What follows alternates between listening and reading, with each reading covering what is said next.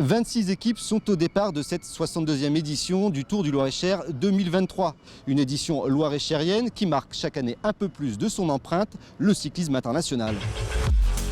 La première étape de la 62e édition du Tour du Loir-et-Cher a débuté à Blois pour terminer à Chailles, une course de 146 km.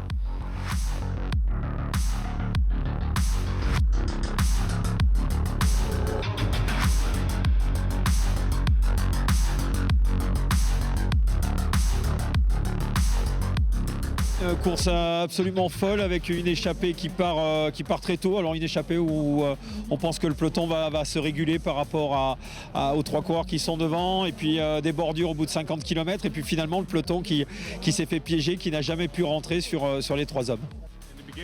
Au début, c'était très difficile à cause de la météo et après le peloton n'allait pas vite, donc j'ai pensé que c'était le moment d'attaquer et gagner quelques secondes.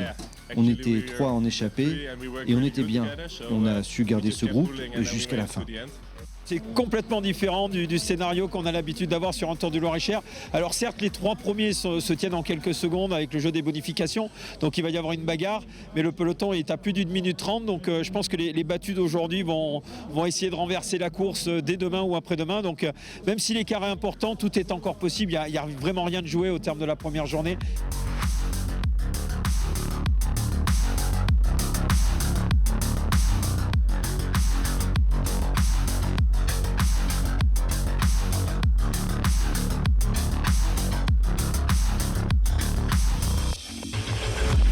La deuxième étape de la 62e édition du Tour du Loir-et-Cher a débuté à Sasset pour une arrivée à Sellom, une étape de 163,5 km.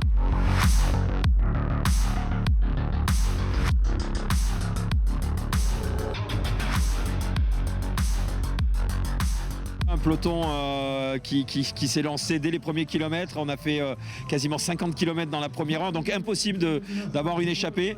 Et puis ensuite des groupes qui se sont formés, déformés, et finalement une conclusion logique avec un sprint. Le Tour du Loir-et-Cher, c'est une très belle course professionnelle, une course qui met en valeur de jeunes coureurs d'avenir, et qui permet à des équipes internationales de venir sur nos routes et aussi faire découvrir le vélo aux jeunes. On a vu beaucoup d'écoles présentes sur le bord des routes, donc ça peut susciter des belles vocations. Aujourd'hui, c'était assez plat, mais par contre, il y a eu du vent, ça a roulé à fond toute la journée, beaucoup de tentatives. Et on a vu les coureurs quand même très fatigués à l'arrivée avec cette vitesse folle. Une arrivée au sprint malgré les tentatives d'échapper, mais un beau vainqueur belge. Je me sens très bien. C'était ma première course depuis 6 semaines et maintenant je suis heureux de cette victoire pour l'équipe. Aujourd'hui, c'était une journée avec beaucoup de vent, mais j'ai pu contrôler ça. Notre équipe était la meilleure équipe et c'est ça qui nous a permis de prendre cette place. Mais sur le sprint final, c'était très actif, on avait quelqu'un devant. C'était une situation idéale et en voyant le travail de l'équipe, je peux dire que je suis très fier. Le deuxième était à 4 secondes, le troisième était à 8 secondes, donc il faut dérouler le film de l'arrivée pour voir où sont situés les adversaires du maillot jaune. Donc c'est, comme on disait hier soir, il n'y avait rien de joué au terme du premier jour. Je crois que c'est encore plus indécis au terme du deuxième jour et il reste encore 3 jours.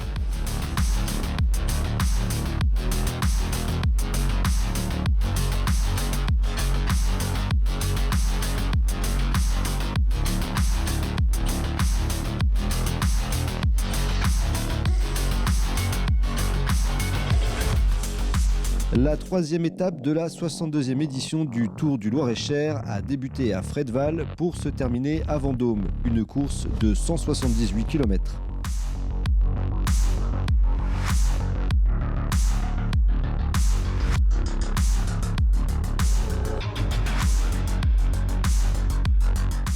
Journée très particulière, donc les coureurs ont pris la pluie pendant plus de 4 heures, donc ça a rendu la course encore plus difficile. On va dire que c'est un scénario un peu plus classique, une échappée qui part de très loin, qui prend 2 minutes, le peloton qui régule le tempo par rapport à cette échappée, qui vient les chercher sur le circuit final.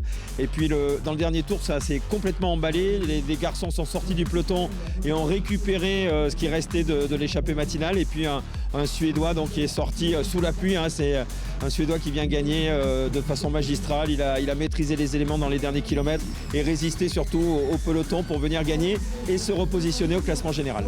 Et puis je crois que ce soir, le peloton, sans faire de jeu de mots, il est rincé, lessivé. Ça fait 3 jours que ça roule très vite, donc l'étape de demain risque d'être décisive. Je me sens plutôt bien. Je n'avais jamais gagné une course sur la route avant. À l'origine, je suis un vététiste. Après, j'ai eu l'opportunité de rentrer dans l'équipe nationale, mais en fait, tout a bien marché.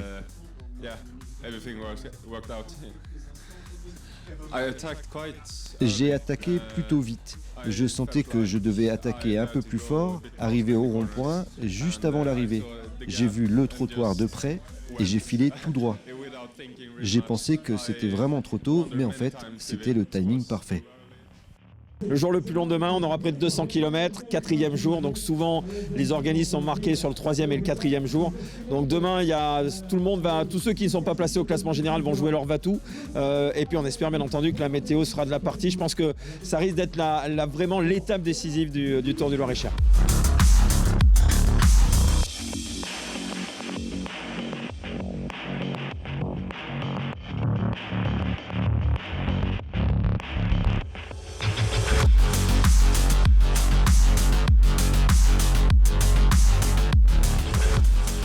La 4e et avant-dernière étape de cette 62e édition du Tour du Loir-et-Cher se déroulait autour de Vernoux-en-Sologne, une course de 197 km.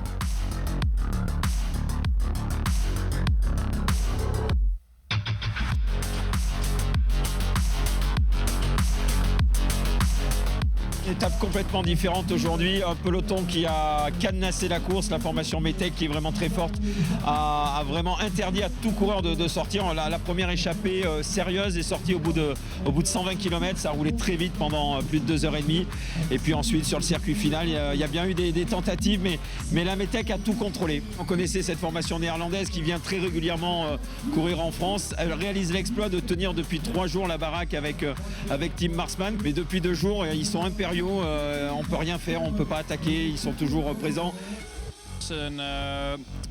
C'était une étape parfaite pour moi. C'était plat, il n'y avait pas de vent et le sprint était groupé. J'ai attaqué le sprint au bon moment, c'était parfait pour moi. Je suis vraiment très heureux d'avoir une équipe comme celle-là, qui m'a ouvert la voie et ils ont tout fait pour moi.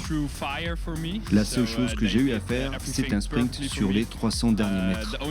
J'avais de très bonnes jambes, le sprint était rapide, il n'y avait en fait que quelques centimètres d'écart, mais c'était suffisant. Rien n'est joué, il y a 8 secondes de différence entre les 2 premiers, il y a beaucoup de bonifications demain à Blois. On a déjà vu le Tour du Loir-et-Cher se gagner ou se perdre le dernier jour, donc on va dire qu'ils sont plus que 2 à pouvoir gagner le Tour du Loir-et-Cher, à moins d'un gros coup de Trafalgar. Mais bien entendu, les secondes de bonification vont compter, à savoir si McLeod va pouvoir reprendre 8 secondes sur le circuit de Blois.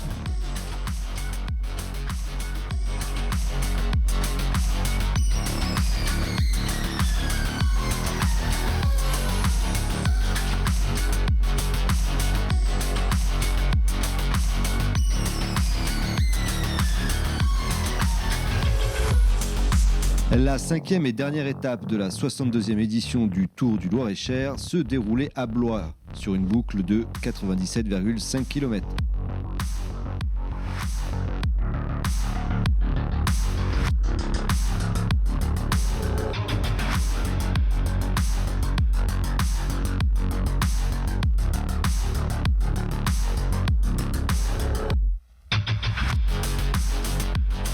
Une étape de fou. Alors les Français qui étaient un peu en retrait depuis 4 jours ont joué leur va-tout. Toutes les équipes françaises sont passées à l'attaque. On n'a pas réussi côté français à faire basculer le général, mais on a mis un sacré bazar dans le peloton. Et ensuite il y a eu 2 derniers tours complètement dingues. Moi qui commente des épreuves cyclistes depuis une vingtaine d'années, c'est la première fois que je vois un final comme celui-là. Je ne le crois pas. On est parti ici à l'arrivée dans le dernier tour. Et on était avec 8, je pense, 7 ou 8, et on a travaillé bien ensemble. À 200 mètres de l'arrivée, en deuxième position, et je lance mon sprint, et c'était assez pour la victoire. Tim Marsman, c'est un garçon qui est donc au sein de la formation METEC. Je crois que c'est un garçon qui est promis un bel avenir. Et puis la METEC, qui, même si elle a été bousculée aujourd'hui, ils ont quand même réussi l'exploit de garder le maillot pendant 5 jours. C'est assez rare sur un tour comme le Loir-et-Cher. Ils ont tenu la baraque pendant 4 jours. On a couru après le maillot jaune durant toute la semaine. On a pris la tête dès le premier jour avec un bel écart. Mais il a fallu chaque jour se battre pour garder cette place. On a dû travailler dur pour ça jusqu'à la fin. Oui, évidemment, c'est très spécial de porter le maillot jaune. Vous êtes considéré comme le coureur le plus important dans la course. Tout le monde vous regarde et vous avez la responsabilité de tenir la course. Et c'est toujours difficile de contrôler la course avec un maillot jaune. C'est vraiment un sentiment particulier.